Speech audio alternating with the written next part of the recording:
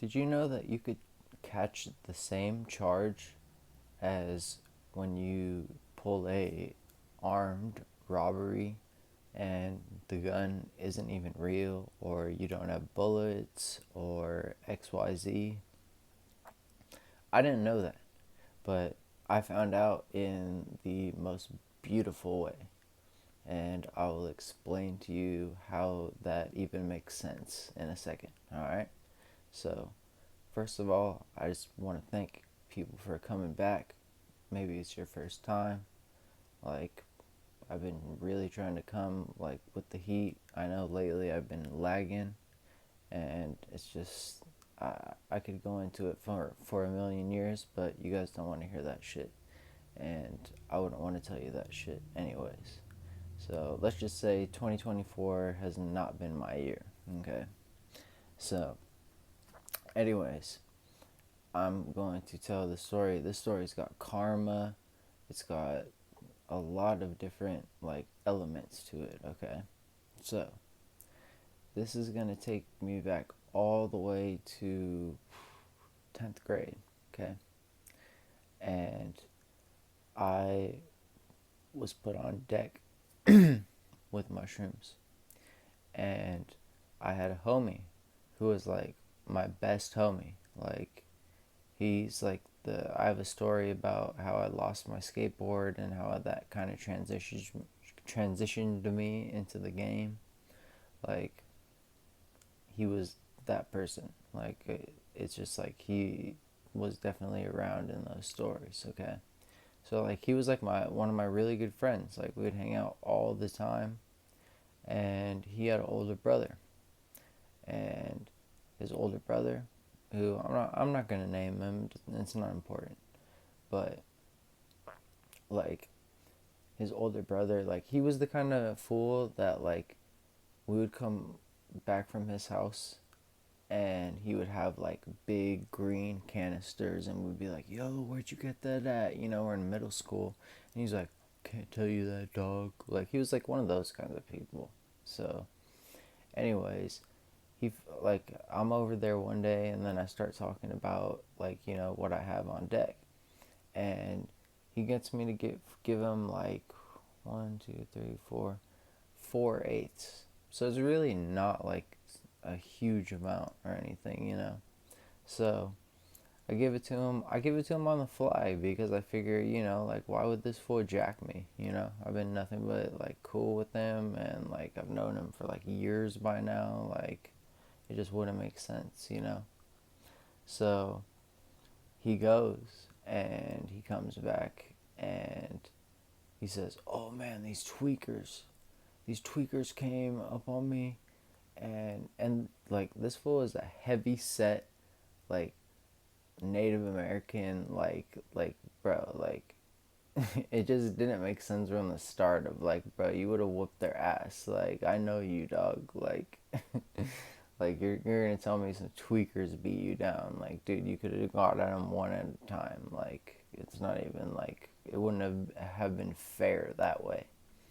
So he tries to give me the runaround. I still make the money to pay it off, whatever. It was just $100 less out of my profit, which I wasn't too happy about. And he like kept saying like, "I'll make it right, bro. I'll make it right. I'll make it right." And he's like 7, 8 years older than me, and he got a job at Del Taco, and I would go to that Del Taco in the drive-through because I knew he worked the drive-through, and like I would just be like, "Yo, where's my money at?" And like I would just like mess with him like that, and like try to embarrass him and stuff, like, "Where's my money at? Where's my money at?" And he just like was never like really, like, honestly, I could already feel it that like that fool wasn't gonna pay me back. So I was gonna let it slide because it's just like that was nothing to me at the time, and the price that I got that for, like, that was like nothing. It was really like not even worth my time. So what ends up happening is he decides, like, at one point, in a summer that, of course, I'm not gonna remember the like number, but it was a summer where like Xanax was just everywhere, like the triangles, the like 3 milligrams, just everything that you could possibly think of. I don't know how we had the plug on that so like well and everything, but like I just like I really can't remember like exactly how how it went down. But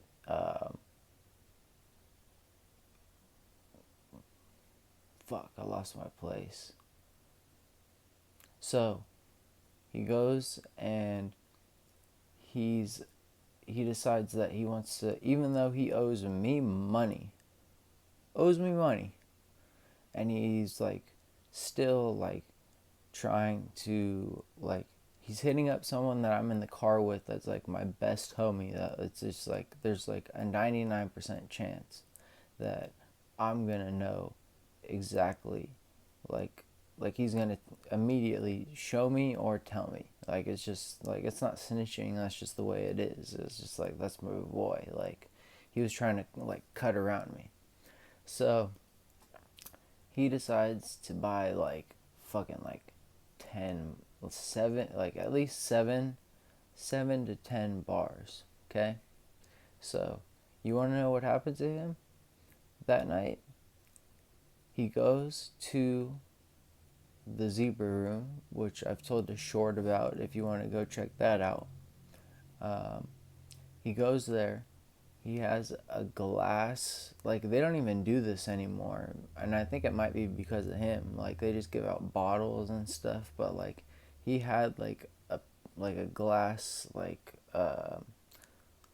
cup, just like a glass cup that you would like a mug, okay? And for no reason at all, no reason at all, he smacks the lady in the face on the other side of the bar. And that person is our friend's mom. Like she's like not someone that you want to do that to. Like she's the last person that you want to do that to, you know.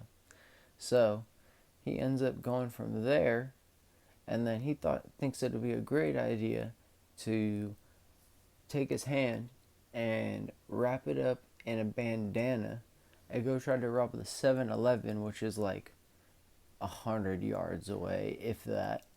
Like seriously, it's like so close. Like it's just like I don't know what he was thinking, but he comes out and he has his like thing in his pocket, and he pulls it out and he's like, "Let me get the money." And like if he wasn't an idiot, he would know that like after a certain amount of time they like only keep like $50 in the register or something like that. Even I know that, and I never robbed nowhere. You know, like there's like a certain time that they stop. Like they only have a certain amount of money in the drawer or whatever. You know, so he ends up getting arrested, and he has to do 7 years in jail for that. So at the end of the day, like that's karma at its finest, in my opinion. Honestly, like,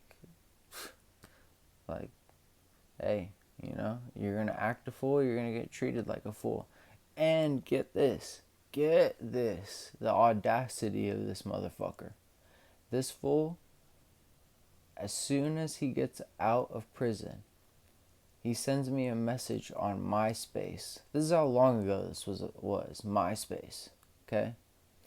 And he sends me a message on MySpace, and he goes, "Yo," and I'm like, "Yeah."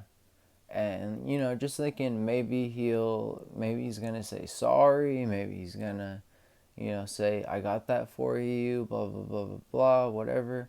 And he goes, "Yo, can you get me some promethazine pills?" And I was like, "Yeah, dude, I got you. And he's like, "All right, what's the ticket?" I was like, $100. And that's how much he owed me. I was like, $100. $100 for one.